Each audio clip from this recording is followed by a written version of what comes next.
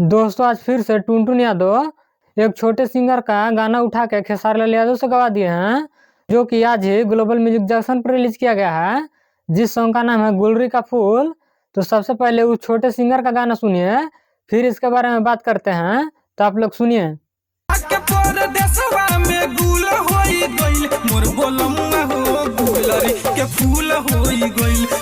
तो आप लोगों ने सुन लिया, तो फिर खेसारी लाल यादव का गाना सुनिए।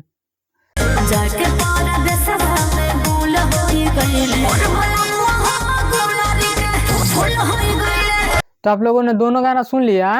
दोस्तों आप लोगों को बता दूं कि खेसारी लाल यादव इस भाई का गाना कॉपी किए हैं, जो कि टुनटुन यादव इस सॉन्ग को लिखे हैं।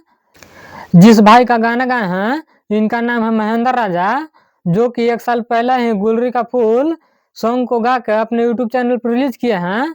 अगर आप लोगों को विश्वास नहीं है तो इनके यूट्यूब चैनल पर जाकर देख सकते हैं। और आज खेसारी लाल यादव इसी सॉन्ग को उठा के गाकर और ग्लोबल म्यूजिक जंक्शन पर रिलीज किए हैं। तो इस पे आप लोग क्या कहना चाहते हैं, तो अपना प्रतिक्रिया कमेंट बॉक्स में जरूर दें। तो मिलता है अगले वीडियो में, तब तक ले जय हिंद।